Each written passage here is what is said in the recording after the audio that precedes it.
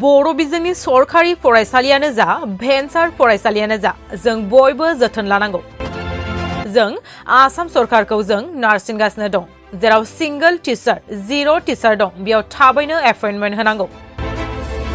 मिरु दुलाराय बर' फरायसा आफाद आरो धेमाजि जिल्लानि दुलाराय बर' फरायसा आफादनि बानजायनायाव बड'फा गेजेरथियारि सोलायनाय मावथांखिखौ बिथा खालामनानै नैथि 13 बोसोर बैसोसिमनि हौवासाफोरनि जोलुर बादायलायनाय नैथि सेमि फाइनालखौ धेमाजि जिल्लानि सिबेनसापुरि सानजारि नोगोराव थानाय एसबि बड' गोजौसिन गेजेरारि फरायसालिनि गेवलां गेलेग्रा फोथाराव खुंफुंदों। बर' फरायसा आफादजों खुंजानाय आन्डार 13 फुटबल टुर्नामेन्ट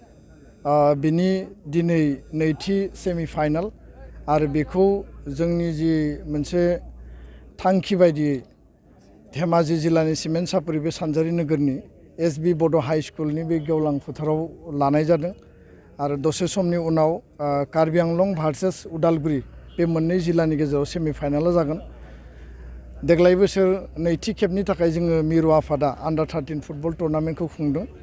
थांखिया जाबाय जे आसाम नाङै बर' ओनसोल आरो बर' जायगाफोराव जोंनि फंबाय बिनानावमोन जायफोरो 13 बोसोरनि गाहायाव बे स्टुडेन्ट समनिफ्रायनो जोंनि फरायसा फरायसुलि बिथांमोनखौ फुटबलनि फारसे काबादिनि फारसे बायदिसिना एथलेटिकनि फारसे जों मोनसे जावरिखांनाय लाबोनांगौ आरो बे थांखिखौनो लानानै बिथांमोननि फरायनायजों लोगोसे गुन गोनां सोलोंथाइजों लोगोसे स्पर्ट्सनि बिथिङाव केरियार दानाय जि केरियारनि गेजेरजों नेशनेल इन्टारनेशनेल लेभेलाव बा स्टेट लेभेलाव गावखौ जिउखौ माने मोजाङै दाफुंनानै लानो हायो आरो जेरैबायदि स्पर्ट्सआव जोङो नुदों नेशनेल इन्टारनेशनेल लेभेलाव दिनै बर'आ मैखोम जायगा आवग्रिनो हादों। अपुर्ना नार्जारिनि बाथ्रा आरो साफ गेमाव बावैसो सानै जोंनि फंबाय बिथांमोना पारफरमेन्स मोजाङै गेलेनानै फैदों आरो बे बिथिंखौ नायोब्ला दिनै हादोरारि खेला बा इन्टारनेशनेल खेलायाव बर' सुबुं गैयाबा इन्डियाननि टीमा फुलफिल जाया, आसामनि टीमा फुलफिल जाया बा नेशनेल लेभेलाव फुलफिल जाया। दा बेखायनो बर'आ गावहानो मोनसे माने inborn quality capacity physical fitness दंखायो हिसाबै जोंनि पारफरमेन्स आरो स्किलखौ राइट ट्रेकआव लांनानै जोङो साबना हामना बोरै बेस्ट अफ द बेस्ट जुनियरनिफ्राय सेनियर आन्डार 13निफ्राय आन्डार 14, 15, 16, 19 जि लेभेलनि केटेगरि गैया मानो जोङो साबसिननिफ्राय साबसिन फुटबल प्लेयार दिहुननांगौ। जेराव मोनसे समाव बुंनाय जादों जे बर'आ नर्थ इस्टनि माने ब्राजिलियानफोर बायदि आरो बेखायनो दुलाराय बर' फरायसा आफादा देग्लायनि जि आन्डार 13 बेखौ बाक्सा जिल्ला, साउथ कामरुप, गलाघाट आरो सनितपुराव खुंदों। मोननै सेमि फाइनाल तामुलपुर जिल्लायाव मोनसे, धेमाजि जिल्लायाव मोनसे आरो फाइनाल गेमा 19 अक्ट'बराव चिरां जिल्लायाव बे खुंफुंजागोन आरो बिनि गेजेरजों जोंनि माहारिनि गेजेराव मोनसे जावरिखांनाय मोनसे रेनेसा मोनसे स्पर्ट्सनि बिथिङाव रिभलिउसन आरो नेगेटिभ जिखिनि ससियेल माने जि एन्टि ससियेल एक्टिभिटि बायदिसिना जिखिनि लाइमोनफोरनि गेजेराव मबाइलाव जोङो बांसिन टाइम पास खालामनाय, बाइक स्कुटिजों जोङो जाब्रथायाव गोलैनांनाय, नाङा फाङा जोङो ड्राग्स जौ जुवा बायदियाव जोङो गावखौ एंगेज खालामनाय, बे जि नेगेटिभ मोनसे माने बिथिं बेखौ जोङो टटेलि डाइभार्ट खालामनानै इयुथनि जोंनि फंबाय बिथांमोननि एनार्जिखौ जोङो पजिटिभ मोनसे दिगाव जोङो इनभेस्ट खालायोब्ला थारैनो बिथांमोनखौ जोङो डाइभार्ट खालामनो हागोन आरो बिथांमोनखौ डाइनेमिक मोनसे मोजां लामा दिन्थिनायनि गेजेरजों जिउखौ दाना लानायनि थाखाय स्कप बे मोनसे प्लेटफर्म आरो बेखायनो सिबेनसापुरिनि बे जोङो जि सेमि फाइनाल दुलाराय बर' फरायसा आफादनि बोसोनगिरि आरो गासै टीमा जोङो ज' बाहागो लाफैदों। एसे सिगाङाव जोङो मोनद' दख'रानि वार्कार्स मिट लाबाय आरो बेयाव आफादारि माहारियाबाद जातीयताबाद माहारिनि थामोनथा रैखाथि आरो एकर्ड इमप्लिमेन्टेशनजों लोगोसे समाजारि बिथिंखौ लानानै समाज जौगाहोनाय आरो हा हुनि रैखाथि धेमाजि लखिमपुराव दैबानानि थासारि हा खुरखानाय बेयाव बायदिसिना जिखिनि थासारि दङ स्कुल जोंनि इडुकेसनखौ मोजाङै खालामनांगौ सिंगल टिचार जिर' टिचार जिखिनि थासारिफोर दङ बेफोरखौ जोङो मोजाङै साबना हामना बोरै खालामनो हायो टिचार एपइन्टमेन्ट बोनो हायो आरो लोगोसेनो स्कुल प्रभिन्सियेलाइजेसन जिखिनि मेटार बे गासै बिथिंखौ लानानै जों सावरायबाय। आङो आसा खालामो जे धेमाजियाव जि मोनसे एखुथा जिखिनि जोंहा स्टेटास दङ बे स्टेटासखौ जों मेनटेन खालामनानै माहारिबादनि थाखाय समाजनि थाखाय एबसुआ गोख्रोङै खामानि मावनो हागोन आरो नैबे सेमि फाइनाल खुंनायनि गेजेरजों गोबां सेनियर आरो जोंनि आगुनि दैदेनगिरिफ्रा बाहागो लाफैदों लोब लोब रायजोफ्रा बाहागो लाफैदों बिनि गेजेरजों समाजाव मोनसे गोजोन खौसेथि आरो अनलायनायनि मेसेज थांगोन सार गोबां फरायसालि थैलांनायनि मोननै जाहोन दङ मोनसे जाहोना जाबाय जे जोंनि समाज आरो हारिनि सुबुं आरो व्यक्तिफोरा बर' मिडियाम स्कुलनि फारसे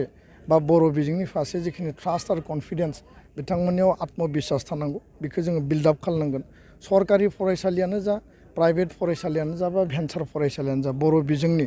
बेखौ जोङो बयबो जोथोन लालायनांगोन लोगोसेनो टिचार्स एपइन्टमेन्टआ बेयाव मास्ट सिंगल टिचार जिर' टिचार गोबां स्कुल दङ माखासे स्कुलाव टिचार गैया जायनि थाखाय गार्जेनफ्रा गावखौनो कनफिडेन्ट लानो हायाखै जे आंनि गथ'खौ बेयाव होयोब्ला बेयाव क्लास जागोन ना जाया मोजां रिजाल्ट जागोन ना जाया गुन गोनां सोलोंथाइ मोनगोन ना मोना गुबुन फारसेथिं सरकारखौ जों नारसिनदों जे सिंगल टिचार जिर' टिचाराव एपइन्टमेन्ट होनांगौ सरकारा होनो थाखाय जोङो हाबा मावगासिनो होनना बुंदों खिन्थु बिथांमोननि जिखिनि अफिसार बिअ डिअ आइएस बिथांमोननियाव जेब्लाबो जोङो मोनसे बर' बिजों बर' मिडियामनि फारसे नेग्लिजेन्स डिसक्रिमिनेसनखौ जों नुयो बेनिखायनो जोङो गिबि मन्थ्रिखौ बुंदों सोलोंथाइ मन्थ्रिखौ बुंदों स्टेट लेभेलाव डाइरेक्टरखौ बुंदों बर' डाइरेक्टराव दा गासैबो बर' मिडियामनि स्कुलखौ कनभार्ट खालामनानै हरबाय जेनेरेल डाइरेक्टरनिफ्राय दा बर' आरो ट्राइबेल डाइरेक्टरेटआ बेखौ एक्सक्लुसिभलि मोनसे एडमिनिस्ट्रेसननि गेजेरजों बर' मिडियाम स्कुलखौ जोथोन लानांगौ आरो गोख्रैनो आसाम सरकारा जिखिनि टेट क्वालिफाइड दङ माने आउटसाइड सिक्स सिडुल बे टेट क्वालिफाइड बिथांमोनखौ एपइन्टमेन्ट होनायनि थाखाय बिथांमोना जोंनो खोथा होदों आरो एपइन्टमेन्टआ जायोब्ला जोंनियाव सिंगल टिचार जिर' टिचारनि थासारिया जोबनाय नङा जेराव हाई स्कुल भेन्सार आरो प्रभिन्सियेलाइज गैया मडेल हाई स्कुल गायसननाय जागोन आरो 100 नाम्बार्स अफ हाई स्कुलखौ हायार सेकेन्डारि आपग्रेडेसन खालामनानै बर' मिडियामनि 11 आरो 12 बेयाव इन्ट्रडिउस खालामनाय जागोन दा बेखायनो एसे सम नांगोन खिन्थु जोङो बयबो धैर्य हमनांगोन आफादफ्रा जोथोन लानांगोन गार्जेनफ्रा जोथोन लानांगोन आरो मोनसे आत्मबिश्वास फैनांगोन लोगोसे सरकारा बिनि सायाव नेग्लिजेन्स खालायाबासिनो बर' मिडियामनि स्कुलखौ फोरोंगिरि थिसननायनिफ्राय लानानै गासै बिथिंजों बिथांमोना जोथोन लायोब्ला थारैनो बर' मिडियामनि जि जेंना बे जेंनाया सुस्रांजागोन होननानै आंहा बिश्वास दङ गोजोन्थों दिनै बेवहाय नैथि आन्डार 13 फुटबल जोलुर बादायलायनाय जादों बेवहाय दिनै दुलाराय बर' फरायसा आफादा बे गेलेमुखौ बा बे गेलेनायखौ खुंफैदों बेवहाय धेमाजि जिल्ला हिसाबै जोङो मदद होदों दा दिनै बेवहाय मोननै गेलेगिरि जेरै मोनसेया उदालगुरि आरो मोनसेया कार्बि आंलं मोननैनि गेजेराव गेलेनाय जादों दा बे समाव मोननैबो गेलेमु गेलेनाया गेलेनानै जोबथि समाव उदालगुरिया कार्बि आंलंखौ मोनसे गल होनानै देरहानाय बे फिथाइ मोनदों दिनै जोंबो जोबोद खेलखौ नायनानै बा गेलेनायखौ नायनानै जोबोद मोजां मोनदों आरो जोंनि गासै रायजोफोरा थुलुंगा होदों बेवहाय फैनानै लोगोसेबाव जोंनि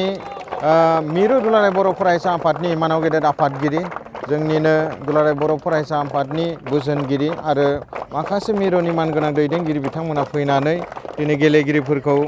मदद होफैदों आरो जोंनि गेजेराव रायजो राजाफोरखौ मदद होफैदों लोगोसे जोंनि रायजो राजाफोराबो मोननैबो गेलेनाय